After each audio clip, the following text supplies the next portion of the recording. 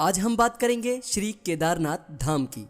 हिमालय पर्वत की गोद में बसा केदारनाथ धाम का यह मंदिर उत्तराखंड राज्य के रुद्रप्रयाग जिले में स्थित है, जो कि भारत के 12 ज्योतिर्लिंगों में सम्मिलित होने के साथ 4 धाम और 5 केदार में सम्मिलित है।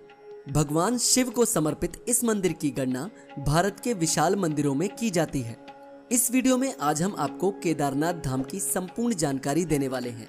तो दोस्तों, प्लीज मेरे चैनल को सब्सक्राइब कर दीजिएगा।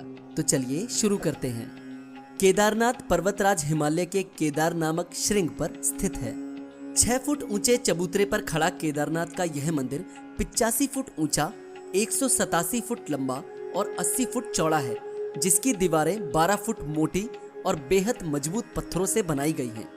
केदारनाथ धाम और मंदिर 3 तरफ पहाड़ों से घिरा है, जहां एक तरफ 22,000 फीट ऊंचा केदारनाथ पर्वत श्रृंखला, दूसरी तरफ 21,000 फुट ऊंचा खर्च कुंड पर्वत श्रृंखला और तीसरी तरफ 22,749 भारत कुंड पर्वत श्रृंखला विराजमान है। केदारनाथ मंदिर में सिर्फ 3 पहाड़ों का ही नहीं, बल्कि यहाँ पर मंदाकिनी, मधुगंगा, क्षीर गंगा, सरस्वती और स्वर्ण गौरी इन 5 नदियों का संगम भी है, जिसमें 3 नदियों का अब कोई अस्तित्व नहीं रहा, लेकिन अलकनंदा की सहायक मंदाकिनी आज भी मौजूद है। हिंदू धर्म की पौराणिक कथाओं में ऐसा उल्लेख किया गया है कि भगवान शिव जहाँ जहाँ स्वयं प्रकट हुए थे, वह स्थान ज्योतिर्लिंग कहलाए। इसलिए उन 12 स्थानों पर स्थित शिवलिंगों को ज्योतिर्लिंगों के रूप में पूजा जाता है, जिससे उत्तराखंड में स्थित श्री केदारनाथ मंदिर भी भारत के 12 ज्योतिर्लिंगों में से 5वां ज्योतिर्लिंग कहलाता है। श्री केदारनाथ ज्योतिर्लिंग मंदिर की पौराणिक कथा महाभारत के युद्ध में विजय प्राप्त कर पांडवों से जुड़ी हुई है।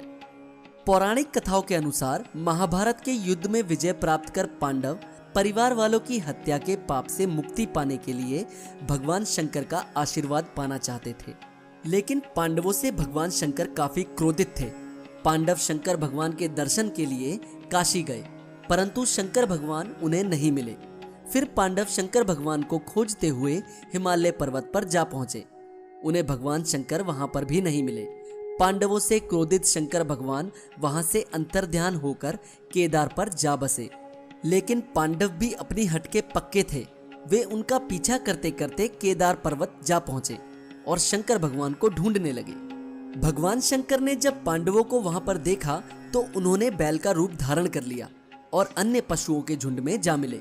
पांडवों को ऐसा संदेह हुआ कि भगवान शंकर इन पशुओं के झुंड में उपस्थित हैं। तभी विशाल रूप धारण कर भीम ने अपने दोनों पैर 2 पहाड़ों पर फैला दिए। भीम के पैरों के बीच में से अन्य सभी गाय बैल तो निकल गए, परंतु बैल के रूप में शंकर जी भीम के पैर के नीचे से नहीं निकले और वहीं पर रुक गए। तभी भीम ने अपनी पूरी ताकत से बैल को पकड़ लिया, लेकिन बैल भूमि के अंदर समाने लगा। भीम ने अपने बल से बैल की पीठ को पकड़ लिया। भीम की ताकत और उनकी श्रद्धा भक्ति देख भगवान शंकर ने पांडवों को दर्शन देकर उन्हें पाप मुक्त कर दिया।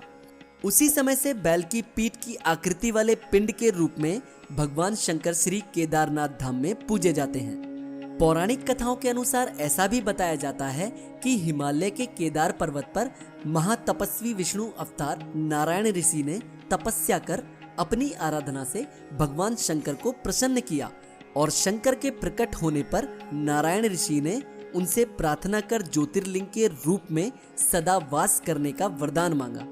मंदिर के कपाट खुलने का समय दीपावली महापर्व के दूसरे दिन यानी पड़वा के दिन शीत ऋतु में मंदिर के द्वार बंद कर दिए जाते हैं। 6 माह तक दीपक जलता रहता है। पुरोहित ससम्मान पट बंद कर भगवान के विग्रह एवं दंडी को 6 माह तक पहाड़ के नीचे ऊखी मठ में ले जाते हैं। 6 माह बाद अप्रैल और मई के बीच केदारनाथ के कपाट खुलते हैं।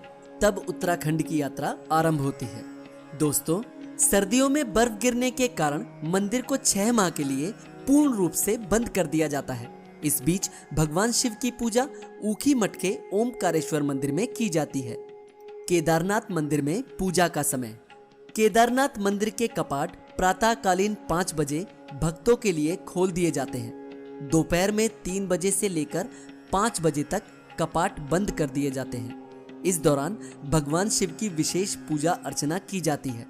शाम को 5 बजे के बाद दोबारा कपाट भक्तों के दर्शनों के लिए खोल दिए जाते हैं। शाम 7:30 बजे भगवान शिव की विशेष आरती की जाती है। यह आरती भारत की कन्नड़ भाषा में की जाती है। रात्रि 8:30 पर मंदिर के कपाट बंद कर दिए जाते हैं। तो ये थी कुछ श्री केदारनाथ धाम से जुड़ी जानकारी। तो दोस्तों, श्री केदारनाथ धाम के बारे में जानकर आपको कैसा लगा, प्लीज कमेंट में बताइएगा। अगर आपको वीडियो अच्छी लगी तो प्लीज मेरे चैनल को सब्सक्राइब कर दीजिएगा। धन्यवाद दोस्तों।